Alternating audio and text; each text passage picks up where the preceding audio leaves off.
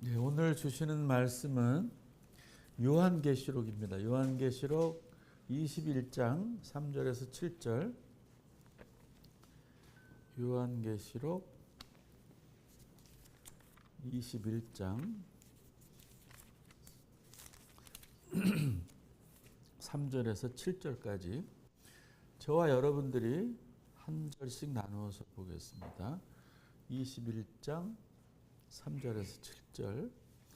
내가 들으니 보좌에서 큰 음성이 나서 이르되 보라 하나님의 장막이 사람들과 함께 있음에 하나님이 그들과 함께 계시리니 그들은 하나님의 백성이 되고 하나님은 친히 그들과 함께 계셔서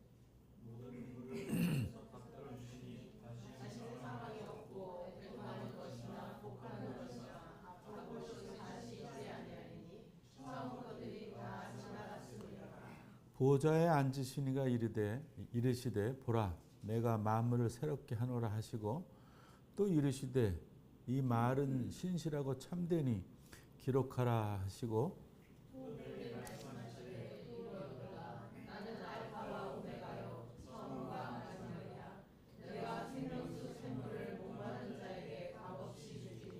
같이 봅니다. 이기는 자는 이것들을 상속으로 받으리라. 나는 그의 하나님이 되고 그는 내 아들이 되리라. 아멘. 자, 다 같이 찬송가 430장을 같이 부릅시다. 우리 걸어가리. 아멘. 예. 당신은 그리스도인의 실제를 무엇으로 실감하며 사는가라는 제목으로 이계진 집사님 말씀 증거해 주시겠습니다.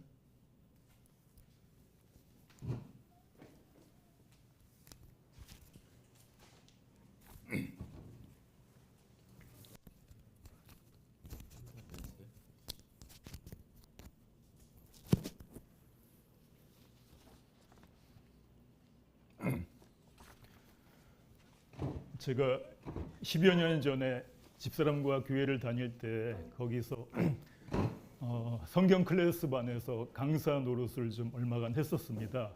근데 최근에 그때 제가 맡았던 과목의 교재를 우연히 보게 되었고 그 교재 속에 제가 손으로 작성한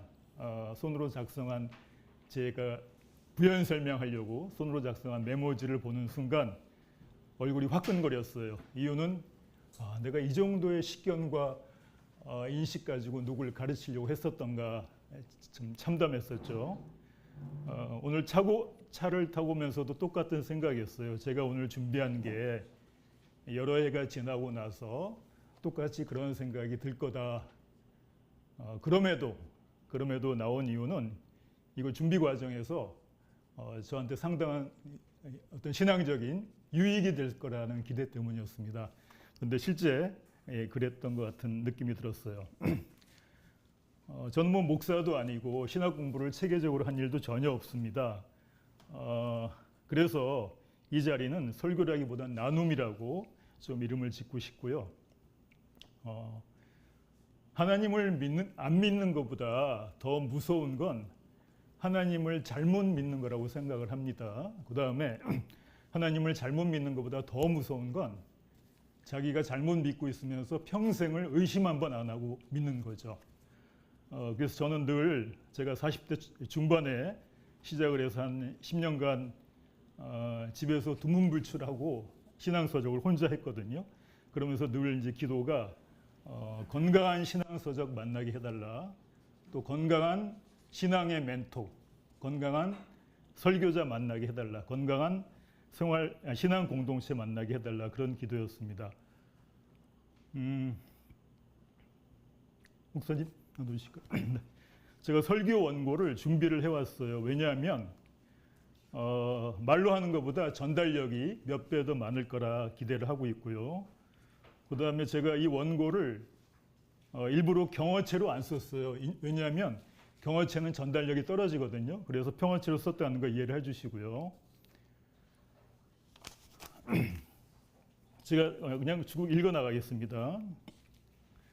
당신은 오늘 그리스도인됨의 실제 리얼리티를 무엇으로 실감하며 사는가? 이게 제 늘 평소의 고민이고 또 저 자신에게 또 하나님께 묻는 질문이고 그래서 제가 이걸 준비했습니다. 그리스도인이라 지칭하는 우리는 오늘 내가 하나님의 자녀 되었음을 무엇으로 어디에서 실감하며 사는가? 살아가는 이유, 삶의 소망을 어디에 두며 무엇을 기뻐하며 무엇을 고대하며 무엇으로 그리스도인된 자부심을 경험하며 사는가? 그런 질문이다. 1년 후에 죽음 이후의 것이 아닌 오늘 지금의 것으로 세상 사람들은 스펙을 쌓고 남다른 경쟁력을 쌓는데 몰두하여 더 많이 갖고 더 높이 오르는 것으로 만족하며 그것으로 삶의 의미를 부여하고 산다면 우린 그리스도인됨의 자랑과 기쁨을 어디에 두고 무엇으로 실감하며 살아가는가 그렇게 묻는 것이다. 그리스도인됨의 리얼리티를 구원의 리얼리티라고 해도 무방할 것이다. 그래서 당신은 오늘 구원을 어떻게 실감하며 사느냐 이런 질문이다. 리얼리티라면 관념이나 교리가 아니라 실질적인 것을 뜻한다. 당신은 구원을 그리스도인됨을 성경에서 어떻게 배워 알고 있느냐, 구원 교리를 어떻게 알고 있느냐 이런 성경 지식을 묻는 게 아니요. 오늘 우리의 실존 일상 속에서 구원을 그리스도인됨을 어떻게 실질적으로 경험하며 사느냐 묻는 것이다. 우리가 그리스도인이라면 이 질문에 대해서 뻔한 정답을 내놓을 것이다. 하나님으로 기뻐하고 하나님께서 기뻐하시는 뜻에 내 인생의 방향성을 두고 살아가는 것으로 그리스도인됨을 실감하며 산다라고. 그러나 우리의 현실이 그렇지 않다는 데 고민이 있고 그래서 문제를 제기해 보고자 하는 것이다. 누가 볼까? 누가 내 기도 제목을 눈치라도 챌까? 벙어리 냉가슴 앓으며 지금 내 직면한 짐이 너무 버거워서 하늘을 원망하기도 하면서 이 문제만 해결되면 이 사람만 없으면 한숨과 눈물 속에 내 발끝만 바라보며 살 때가 많은 우리에게 그리스도인됨의 정체성과 자부심을 무엇으로 실감하며 사느냐 하는 질문은 한가한 소리로 들리기가 쉽다. 우리가 매일 살아내야 하는 일상과 실존 앞에서 매 순간 우리의 선택은 성경의 가르침과는 먼 것이 우리의 영적인 민낯이다. 그때 그 말을 하지 말 걸, 그때 표정 관리를 하고 양보해서 했는데 후회 속에 가족과 이웃과의 관계가 깨어짐으로써 하나님과의 관계가 멀어지는 걸 무시로 경험한다. 우리 생각까지 뚫어보시는 하나님 앞에서 우리의 내밀한 영적인 상태는 어떤가? 그분을 종일 잊고 살 때가 다반사가 아닌가? 바깥에서 일을 보다가 가끔 핸드폰을 잃어버릴 때가 있다. 있을 만한 곳을 뒤적이다 찾는 시간이 길어지면 아무것도 손에 안 잡히고 애간장이 탄다. 가까스로 찾고 나면 안도감과 함께 순간 이런 기도가 나온다. 내게 핸드폰보다도 못한 존재이신 하나님, 한낱 핸드폰이 잠깐 안 보여도 이렇게 좌불안석인데 하물며 하나님이 제 시야에서 안 보이면 이렇게까지 예민한 반응을 갖게 되던가요? 하나님은 제게 핸드폰보다도 못한 존재이십니다. 내가 이러고도 예수를 믿는다고 할 수 있는가? 자괴감을 자주 가질 수밖에 없는 우리이기에 그래서 오늘 이 질문이 필요한 것이다. 늘 면목없고 부끄럽지만 그럼에도 나는 오늘 무엇으로 그리스도인됨을 구원을 실감하며 살아가고 있는가라고. 내 믿음이 내 앞에 놓여있는 세상 짐들을 당차게 헤쳐가는 삶의 능력으로 발휘되지 못하는 탓에 때론 내일 아침에 눈 뜨고 싶지 않을 만큼 답답한 현실을 풀어가기에도 벅차서 그런 걸 생각할 겨를이 없다. 그건 내게 한가한 질문일 뿐이다 라고 한다면 그런 이에게 이 믿는 자의 남다름은 무엇일까? 눈앞에 닥친 문제 앞에서 믿지 않은 이들과 똑같이 좌절하고 저들이 두려워하는 것을 나도 두려워하며 산다면 도대체 구원 얻은 자의 안도와 자랑은 어디서 찾을 것인가? 못난 자신을 자책하며 어찌할꼬 탄식하기만 한다면 언제 우리의 신앙이 젖먹이 어린아이를 면하게 되는 것일까? 나는 생각한다, 고로 존재한다. 프랑스 철학자 데카르트가 진리에 대해서 의심하고 그래서 거듭 의구심을 가지면서 깨닫게 된 사실이 있다. 아무리 의심해 보아도 도저히 의심할 수 없는 한 가지 사실은 지금 내가 생각하고 고뇌하고 있다는 사실이다. 생각하고 고뇌하는 내가 있다는 것을 자각함으로써 지금 내가 존재하고 있음이 입증되는 것이었다. 여기서 다시 오늘 나눔의 제목을 재론해보자. 나는 그리스도인됨의 실제를 오늘 무엇으로 실감하며 살고 있는가? 이 제목에다가 데카르트가 던진 명제를 적용해서 고백해보자. 나는 그리스도인됨을 이렇게 실감하고 있다. 고로 나는 그리스도인이다. 이렇게. 예를 든다면 나는 하나님이 내 기도에 응답해 주신다. 고로 나는 그리스도인됨을 실감한다. 나는 문제가 있을 때마다 그분을 의지하게 된다. 고로 나는 그리스도인이다. 나는 죽음 넘어 영원을 사모하며 산다. 고로 나는 그리스도인이다. 내가 그리스도인됨의 정체성을 무엇으로 실감하며 사는지의 고백은 각자의 신앙의 성숙도에 따라 그 답변이 다를 것이다. 하나님을 모르는 이들이라면 존재의 의미와 살아있음의 환희를 이렇게 실감하며 산다고 고백하지 않을까? 나는 쇼핑한다. 고로 존재한다. 나는 성공의 욕망이 나를 도전케 한다. 고로 존재한다. 나는 스마트폰에 SNS에 푹 빠져 산다. 고로 내가 살아있음을 실감한다. 배부른 돼지로 만족 못하며 사는 지식인들이라면 이런 고백을 할 것이다. 나는 의심한다. 고로 존재한다. 나는 스티브 잡스처럼 여전히 배고프고 목마르게 산다. 고로 존재한다. 나는 시를 쓴다. 고로 존재한다. 나는 달린다. 고로 존재한다. 우리가 예수를 믿어도 믿기 전과 하나도 다를 바 없이 산다. 예수를 믿는다고 돈이 돌로 보이지 않는다. 조금만 허기가 져도 짜증이 나고 가족이나 사랑하니까 곁에 있어도 여전히 외롭고 때론 우울하기까지 한다. 자존심이 조금만 상해도 표정 관리가 안 되고 작은 문제 앞에서 마음이 요동치면 덩달아 신앙도 천당과 지옥을 오간다. 자기에게 실망하기 다반사고 은근히 자랑하고 싶어지기도 하고 때론 인생의 허무감에 떨어지기도 한다. 하나님이 친히 그들과 함께 계셔서 모든 눈물을 그 눈에서 닦아주시니 다시는 사망이나 애통하는 것이 없고 곡하는 것이나 아픈 것이 있지 아니하리니 처음 것들은 다 지나갔음이라. 나는 알파의 오메가라 처음과 마지막이라. 내가 생명수 샘물을 목마른 자에게 값없이 주리니. 이런 구절을 접하면 반사적으로 아멘이 나오는가? 아니면 손에 잡히지 않은 공허한 성경 속의 문자로만 여겨지는가? 계시록 저자는 장차 완성될 하나님 나라를 이미 완성된 것처럼 완료형 과거 시제를 썼다. 그렇다면 우리에게 더 이상 눈물과 애통과 아픔이 없다는 건가? 시 공간에 갇혀 사는 우리에게 약속이 성취될 미래의 모습을 과거 시제로 쓴 계시록의 이 주장은 손에 잡히지 않는다. 비유적으로 설명하면 이렇다. 인류 역사와 시간은 거대한 거미줄과 같다. 우리는 지금 거미줄의 한쪽 끝에 매달려 있다. 우리의 지각으로는 도저히 가늠할 수 없는 아득히 먼 저쪽 끝에서 거미줄의 진동이 시작되면 우리가 매달려 있는 자리까지 그 떨림이 전달된다. 그러나 그 진동이 너무 미약하기에 그냥은 느끼지 못한다. 거기에 집중하고 이를 기다리는 이만이 그 작은 진동과 미세한 울림을 느낄 수 있다. 인간은 내면에 종교심이 내재되어 있기 때문에 누구나 신을 찾기 마련이다. 그런데 불신자들은 본인이 신을 찾는다는 것을 인식하지 못한 채 자신의 욕망을 충족시켜줄 대상을 신으로 쫓으며 산다. 그 대상의 1순위는 돈일 것이다. 돈의 영혼에 넋이 빠져 사는 건 돈이 생존의 절대적 이어서라기보다는 그걸 통해서 자기의 욕망을 성취하려는 데 있다. 내가 원하는 만큼 돈을 수중에 넣는다 해도 그것으로 절대 만족에 이르지 못한다는 것을 우리는 경험으로 안다. 거기에 매달릴수록 우리의 내면이 더 공허해진다는 것도 안다. 그럼에도 돈에 대한 집착과 미련에서 벗어나지 못하는 것은 돈으로 채워질 수 있는 만족감의 유혹과 힘이 하나님과는 비교할 수 없이 더 강력해 보이기 때문일 것이다. 이 세상 그 무엇도 그 어디에서도 우리 영혼의 만족, 성경적인 표현으로 생명 충만을 줄 수 있는 것이 없음을 60줄에 들어가는 우리는 경험칙으로 알고 있다.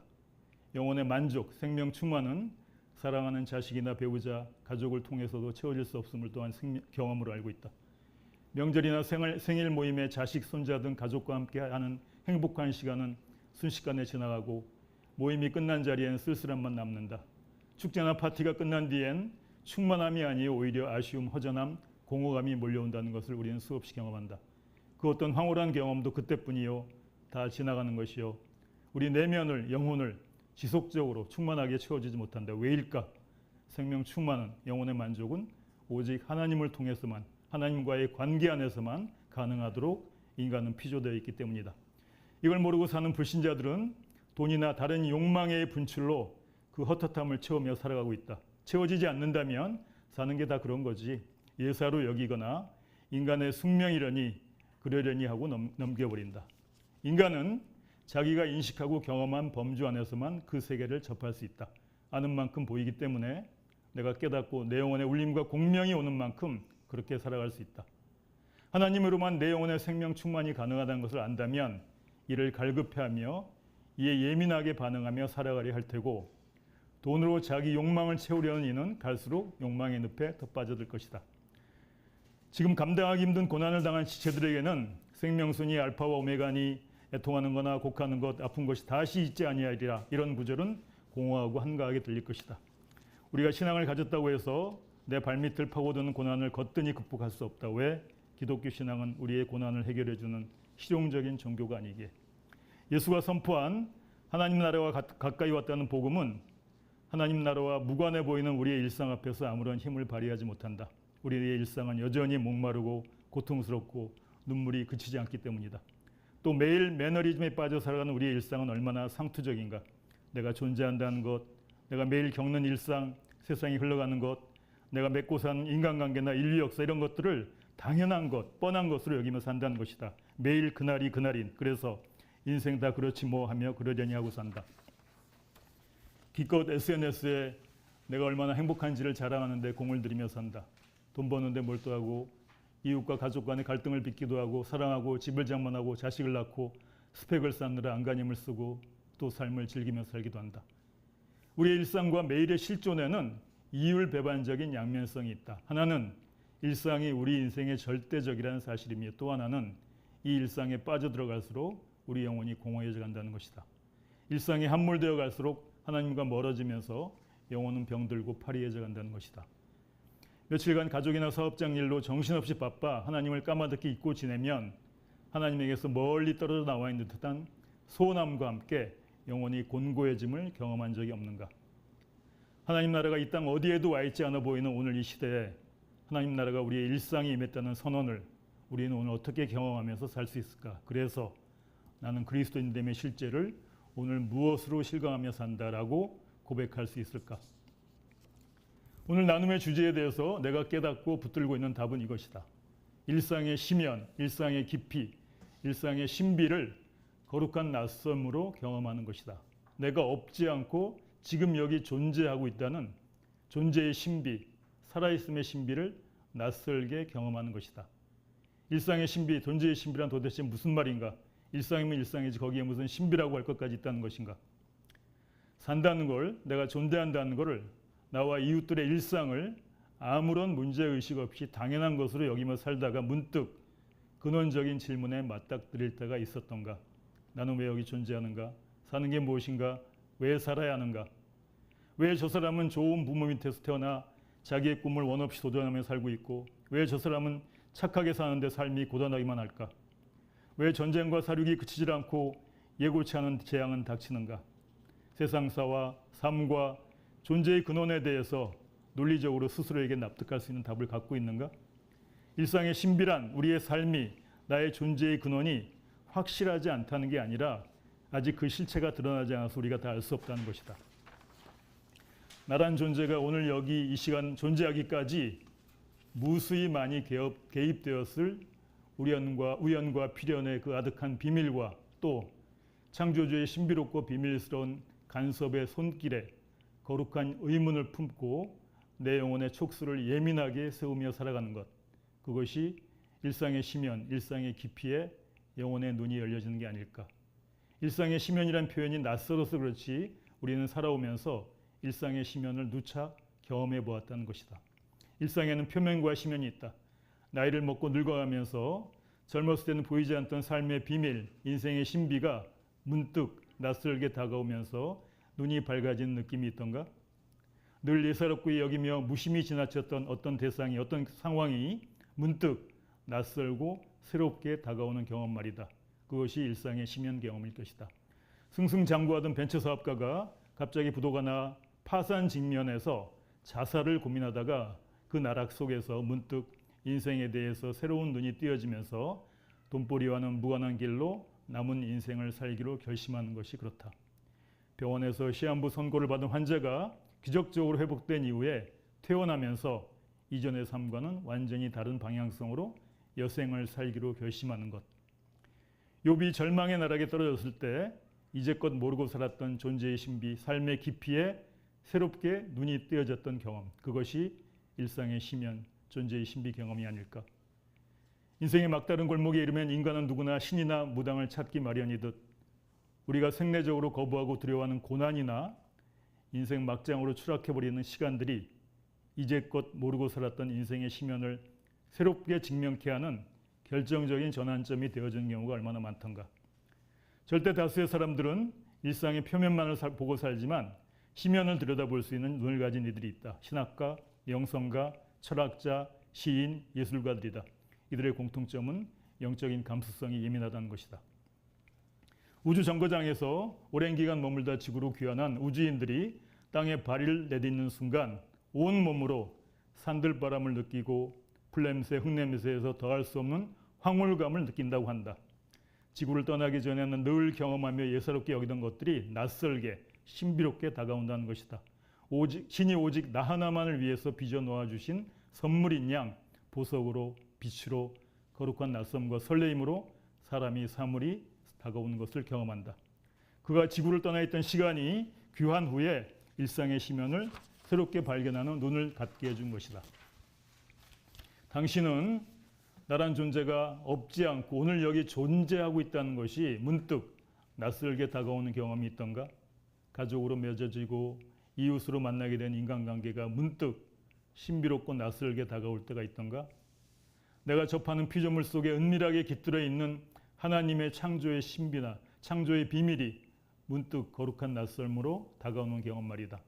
이전에는 예사롭고 당연하게 여겼던 평범하고 소소한 것들이 문득 빛으로 보석으로 나만을 위한 선물로 다가오는 경험이 있었던가?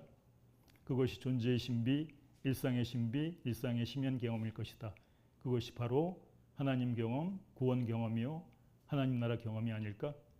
그럴 때 비로소 밭에 감추인 보화를 발견한 심정이 되어 나란 존재가 그분의 경이로운 피조물임을 각성하게 되고 나란 존재가 오늘 여기에 있기까지 창조주의 아득하고 신비한 섭리가 개입되었음을 거룩한 낯섦으로 경험하게 되고 그런 경험이 나날이 깊어지게 되면 내게 허락된 오늘이란 시공간이 빛으로 보석으로 은혜와 선물로 다가오지 않을까?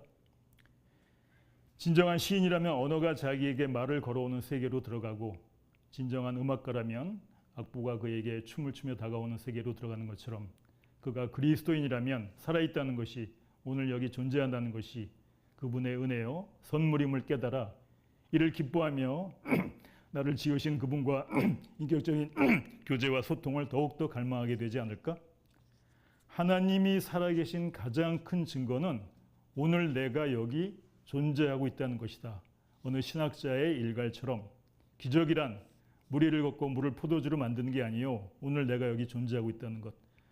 아득하고 광대한 우주 속에서 먼지 티끌만도 못한 존재인 내가 말씀으로 우주를 창조한 그 지극히 크신 창조주와 오늘 접속할 수 있게 되었다는 것. 이것이 기적이요 존재의 신비가 아닐까? 불행이 닥친 그래서 외마디 기도조차 나오지 않는 이들에게 일상의 심연, 존재의 신비의 눈뜸이라는 표현은 말장난으로 들릴 수도 있을 것이다. 몸이 아프고 지인에게 사기나 배신을 당한 이들에게도 일상의 심연을 거룩한 낯섦으로 경험하는 것이 가능할까? 그 깊은 나락에서도 하나님 경험이 가능할까?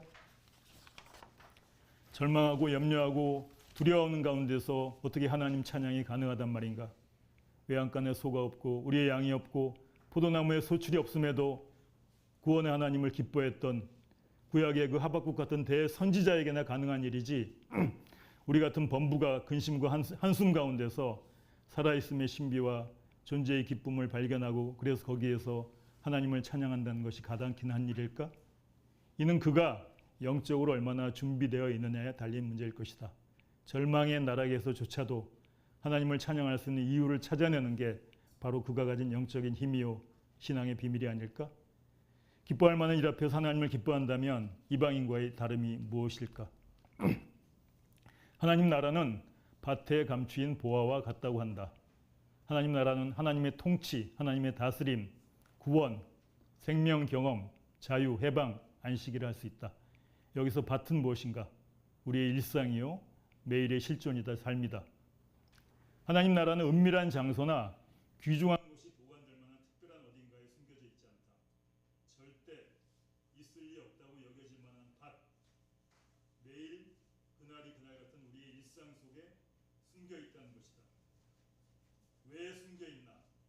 볼 눈이 있는 자에게만 보이고 준비된 자에게만 보이기 때문이다. 밭농사를 하는 밭농사를 하는 일꾼의 실조는 어떤가? 간밤에 들짐승이나 새가 와서 밭을 파헤치면 화가 나고 좌절하게 된다. 밭을 갈다가 큰 돌에 쟁기라도 걸리면 이 망할 놈의 돌하면서 불평을 하게 된다. 일상의 시면을 보지 못한 이에겐 보아가 설마 이런 데 있겠어? 하며 자기 밭의 돌덩이로 자기 밭을 하찮게 여길 것이며 오늘 자기에게 처한 일상은 불평거리에만 눈이 갈 것이다. 그런 이에게 하나님 나라는 그저 성경 속의 공허한 교리로만 다가올 뿐이다. 어느 농부가 있다고 하자. 그는 농사를 자식 뒷바라지나 생존의 수단으로 여기면 농사를 짓지 않는다. 흙과의 교감, 흙에서 전해져 오는 생명 창조 능력을 매일 실감하면서 죽은 것 같은 씨앗에서 흙이 가진 생명력으로 싹을 틔워내고 열매를 맺기까지 자기 역할을 온전히 이루어내는 흙의 자생력을 지켜보면서 생명의 경외감을 신비롭게 경험하면서 농사를 짓는다. 그 작고 볼품없는 씨앗에서 화려한 자태의 꽃이 피어날 거라고, 튼실한 과일을 열매 맺는 아름드리 수목이 될 거라고 어느 누가 상상할 수 있겠는가? 긴 겨울 얼어붙어 있던 황량한 대지에 지난 겨울 도대체 땅속에서 무슨 일이 있었길래 단단한 흙을 헤집고 싹이 움트고 마른 가지에 초록이 무성해져 가는가? 자연의 경이로움에 그저 숙연해지기만 할 뿐이다. 그에겐 태풍과 가뭄이 와도 절망하거나 포기하지 않는다. 걱정은 들겠지만 그런 시련을 이겨내면서 건강한 자양분이 토양에 축적되어 더 알찬 열매를 맺어줄 거라는 것을 알기 때문이다. 자연의 경이로운 섭리와 이를 주관하시는 신의 존재를 흙과의 교감을 통해서 매일 두렵고 떨리는 심정으로 농사를 짓는 그는 일상의 시면, 자연의 시면에 눈이 떠져 있는 자유자요 해방자가 되어 구원을 살아가고 있는 게 아닐까? 세상은 성경과는 정반대의 원리로 작동되는데 하나님 나라를 오늘 여기서 붙들고 사는 게 가능할까? 우리가 예수를 믿는다고 돈이 신인 세상의 가치관에서 벗어날 수 있을까? 자본주의 막장까지 이른 대한민국에서 하나님 나라 운운이 타당한 주장일까? 이는 결국 각자의 영적인 성숙, 각성과 함께 평소 그가 하나님과 얼마나 깊은 인격적인 결속 가운데 있느냐의 문제다. 이미 임한 하나님 나라를 오늘 여기서 실질적으로 경험하고 사는 이는 자본주의라는 한가할 수 없는 그 폭력적인 힘 앞에서 물살을 도도히 거슬러 올라가는 연어처럼 살 수가 있을 테고, 그 경험이 밋밋한 이는 자본주의 흐름에 휩쓸린 채 무늬만 크리스천인 가난한 신앙인으로 살 수밖에 없다. 물론 하나님 나라 경험이 또렷한이라고 해서 지금의 척박한 현실을 거뜬히 초월할 수는 없다. 밭에 감추인 보화를 발견한 기쁨과 환희가 평생을 갈 수도 없다. 어쩌면 하나님 나라는 사막의 오아시스 같아서 때론 헛것을 보고 착각하는 경우도 있을 것이다. 나름 진정성이 있는 크리스천도 현실에서 끊임없이 갈등하는 이유는 하나님 나라 속성이 이미 왔으나 아직은 아님 둘 사이의 모순과 긴장 사이에 있기 때문이다. 그러기에 우리는 오늘 여기서 완전한 생명 충만, 완전한 영혼의 만족을 얻을 수 없다. 그분이 약속하신 생명의 완성, 구원의 완성을 향하여 개걸음일지언정 그 방향성을 붙들고 나아가려 할 뿐이다. 우리에게 허락된 오늘이라는 시간 속에서 오늘 하루만큼 그분을 더 알아가고, 오늘 하루만큼 존재의 신비에 눈뜨고, 오늘 하루만큼 부족한 것보다 주신 것이 많음을 발견하여 기쁘게 누리며, 오늘 하루만큼 그분의 뜻에 나를 쳐서 복종하는 훈련을 자원해 갈 때 여전히 부끄럽고 면목 없지만 그럼에도 감사할 수 있음은 오늘 여기서 내가 하나님을 의식할 수 있는 영혼의 눈이 열리고 유한한 존재인 내가 무한하신 그분과 인격적인 교제를 할 수 있게 되었다는 것이다. 어제와 다를 바 없는 매일 그날이 그날 같은 오늘이지만 우리에게 허락된 시간은 언제나 오늘뿐이다. 어제를 다시 살 수 없고 내일을 당겨 살 수 없다. 이 문제만 해결되면, 이 기도 응답만 받으면 그때부터는 제대로 신앙생활을 할 수 있을 텐데 하면서 내 앞에 닥친 문제에 사로잡혀 있느라 오늘 존재의 신비와 일상의 시면을 뚫어보는 영혼의 척수가 무디어져 있다면 오늘 하나님 나라는 구원은 그와는 상관없는 것이 될 것이다. 너희는 먼저 그의 나라와 그의 의를 구하라. 이 구절의 먼저 자리에 오늘을 바꿔 넣어서 읽어보자. 너희는 오늘 그의 나라와 그의 일을 구하라.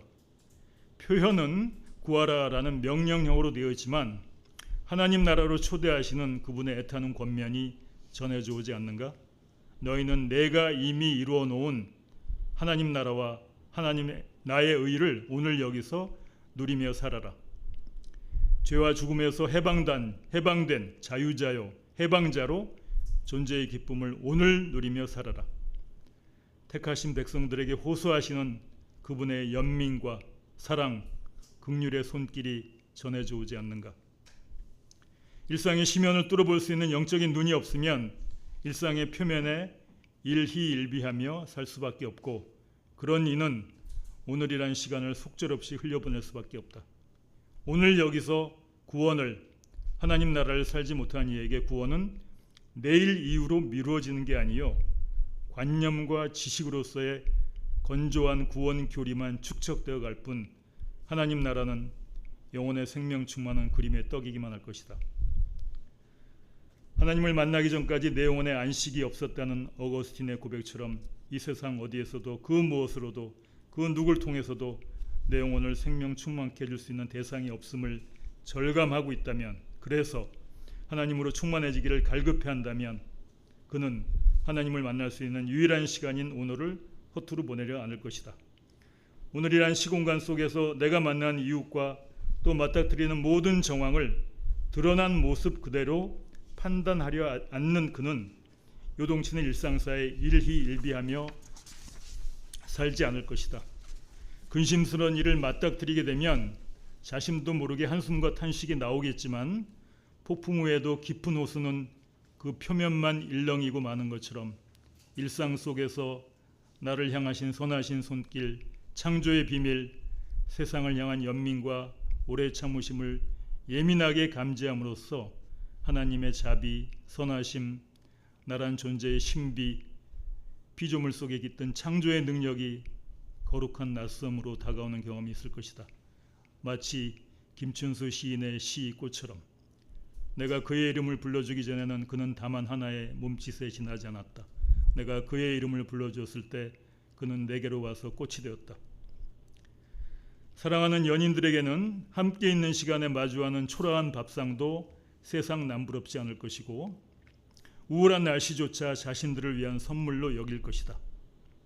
마음에 맞는 사람과 함께하는 시간도 그러하거늘 하물며 일상의 심연 속에 임재한 하나님의 손길을 발견하게 된다면 하나님의 통치 아래 살아가는 하나님 나라의 자녀가 되었음을 설레임으로 실감하게 되지 않을까? 그것이 하나님 경험, 구원 경험으로 나아가는 디딤돌이 되어주지 않을까? 핸드폰이나 컴퓨터 사진 파일에 저장되어 있는 아주 오래된 사진을 문득 접하게 되면 어떤 생각이 드는가? 그때가 좋았는데, 그때가 행복했는데 하며 돌이킬 수 없는 시간의 벽 앞에서 짙은 허무감과 아쉬움이 교차하지 않던가? 오늘 이 시간의 모습도 언젠가는 똑같은 느낌으로 그렇게 다가올 것이다. 말을 뱉는 순간 다신 돌아올 수 없는 영원한 과거로 떠나버리고 마는 오늘이란 시간의 신비와 비밀에 내 영혼의 촉수가 예민하게 반응해 갈 때 당연히 여겨지던 일상이 문득 선물로 다가오게 될 테고 밭에 감추인 보화를 발견하게 될 것이다. 난 일상의 심연을 예민하게 주목할 만큼 도무지 한가할 틈이 없다. 내 앞에 문제 해결로 애간장을 태우는데 우리의 시선과 마음이 내가 직면한 문제의 표면에 갇혀있는 한 오늘이란 시간은 그저 빨리 지나갔으면 외면하고 싶고 도망가고 싶은 걸림돌로만 여겨질 것이다. 참새 한 마리도 하나님이 허락해야 땅에 떨어진다고 하셨거늘 지금 내 앞에 놓인 문제가 나의 어리석음과 불신앙으로 자초한 일이든 불가항력적인 일이든 이 일이 일어나도록 그분이 허락하셨기 때문에 이 문제가 내게 닥쳤을 거라는 시각과 함께 내가 직면한 정황들을 그분과의 관계 안에서 바라보려 한다면 이런 기도가 나오지 않을까? 이 문제가 아니었으면 만나지 못했을 하나님을 만나게 해주시고, 이 문제가 아니었으면 깨닫지 못했을 나를 향한 구원의 비밀을 깨닫게 하소서. 이 일을 통해서 귀로만 들어왔던 당신을 눈으로 뵐 수 있는 시간이 되게 하소서. 그런 시각으로 오늘을 맞이한다면 일상의 심연을 뚫어볼 수 있는 눈이 조금씩 열려가지 않을까? 어느 신학자가 이런 말을 하였다. 우리는 하나님을 통해서 내 환경을 고치려 하고 하나님은 우리 환경을 통해서 나를 고치려 한다. 두 인격체의 고집 중에 누가 이길까? 내가 원치 않는 환경 앞에서 참새 한 마리가 땅에 떨어지도록 허락하시는 그분의 주권을 겸손히 인정하고 오늘 이 자리에서 내가 어떤 선택하시기를 원할까를 예민하게 반응한다면 그것을 감내할 용기를 얻게 되지 않을까? 신비란 유한한 인간이 무한한 하나님과 접속되는 것이라고 한다. 오늘 내가 없지 않고 존재하고 있다는 것, 나란 존재가 오늘 여기 있기까지 그분의 보이지 않는 손길의 간섭을 내가 다 알 수 없다는 그 아득한 신비에 거룩한 의문과 갈증을 품을 때 어제와 다를 바 없는 매일 그날이 그날 같은 오늘이란 시공간 속에서 내가 존재하고 있다는 것이 문득 낯섦으로 빛으로 다가오는 것을 성광처럼 경험하게 되고 그럼으로써 그분의 창조의 비밀과 창조 능력에 피조물인 내가 접속되어 있다는 게 낯섦과 벅찬 감격으로 다가올 것이다. 그럴 때 하나님의 생명을 경험하게 될 것이며 세상이 줄 수 없는, 세상에서 얻을 수 없는 자유와 해방을 맛보는 게 아닐까? 자연, 나를 근심하게 하고 우울하게 하는 세상사는 아주 작게 여겨질 것이고 늘 부끄럽고 면목 없이 보내고 있음에도 감사가 가능한 것은 내 안에서 선한 일을 시작하신 이가 나의 무능과 불신앙에도 방해받지 않고 구원의 완성을 이루어 가실 거란 약속을 기억하고 있기 때문이다. 다시금 허락된 오늘이란 시공간 속에서 평소라면 무심하게 지나쳤을 지극히 평범하고 당연하고 작은 것들이 문득 낯설게 신비롭게 다가올 때 감추어진 보화를 발견하게 되는 것이요, 그것이 하나님 나라 경험이 아니겠는가? 오늘 나는 그리스도인됨의 실제를 무엇으로 실감하고 있는가? 부끄럽지만 데카르트가 전진 명제를 적용하여 내 고백을 토로하는 것으로 이 나눔을 마치고자 한다. 나는 오늘도 실패하고 좌절한다. 고로 나는 그리스도인됨을 실감한다. 나는 오늘도 세상 그 무엇이 내 영혼을 충만케 해줄 수 없음을 절감한다. 고로 나는 그리스도인됨을 실감한다. 나는 내가 왜 여기 존재하는지, 내가 왜 택함을 받았는지, 나를 붙드신 분이 도대체 누구인지 여전히 암중모색 중이다. 고로 나는 그리스도인됨을 실감한다. 나는 가족이 있고 시줄과 날줄로 얽혀진 인간관계가 있지만 그 어디에서나 고독자로 산다. 고로 나는 그리스도인됨을 실감한다. 다 지나가 버린 허무와 유한함 속에서 손에 잡히지 않는 영원이란 도대체 무엇일까를 갈망하며 오늘 여기서 영원이신 그분과 찰나의 조우를 포착하기를 갈망하며 산다. 고로 나는 그리스도인으로 존재한다. 제가 기도하고 마치겠습니다. 때가 찼고 하나님 나라가 가까이 왔다 하셨거늘 우리 눈엔 어디에도 하나님 나라를 눈치챌 수가 없으니 예수께서 선포하신 그 복음이 아직 실감이 나질 않습니다. 돈을 모으고 스펙을 쌓고 남다른 경쟁력을 갖춰야 행복해질 수 있다는 세상의 소리가 더 매력적인 복음으로 들려옵니다. 하나님과 재물을 겸하여 섬길 수가 없으니 둘 중에 하나를 택하라. 그 명령 앞에서 우리는 적당히 타협하며 살아가려 합니다. 가난하고 애통하는 자가 복되다니요, 우는 자가 복되다니요. 세상 논리로는 말도 안 되는 이 가르침 앞에서 우리는 그 어떤 영혼의 떨림도 없고 거룩한 궁금증도 없으니 그럴듯하게 종교적인 포즈만 취할 뿐입니다.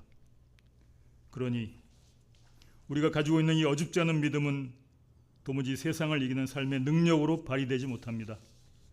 무기력하고 곤고한 신앙인으로 살 때가 많습니다. 우리의 삶의 목표와 오늘 내가 기뻐하는 이유가 믿지 않는 저들과 달라야 함을 머리로는 알고 있지만 신자도 아니고 신자가 아닌 것도 아닌 흑도 백도 아닌 회색빛 정체성을 갖고 살아갈 때가 얼마나 많습니까? 은과 금은 내게 없거니와 나사렛 예수 이름을 걸어라. 그 담대한 믿음은 우리로서는 아직도 그림의 떡이기만 합니다.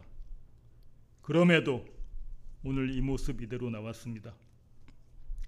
우리가 당신께 나오기를 포기할 수 없음은 이 자리에 나온 것이 우리가 원하지 않았고 선택하지 않았음에도 우리 인생의 어느 날 당신이 전격적으로 찾아오셔서 우리 영혼을 깨워주셨기 때문입니다. 그 어느 날 새가 그물에 걸림같이 우리의 삶 속에 당신이 임했기 때문입니다. 우리의 어리석음과 불신앙이 우리를 향한 당신의 구원을 방해할 수 없다면, 그래서 어차피 갈 수밖에 없는 이 길이라면 자원하는 마음으로, 기대하는 마음으로, 기쁨으로 이 길을 갈 수 있도록 저희들에게 믿음을 주시옵소서.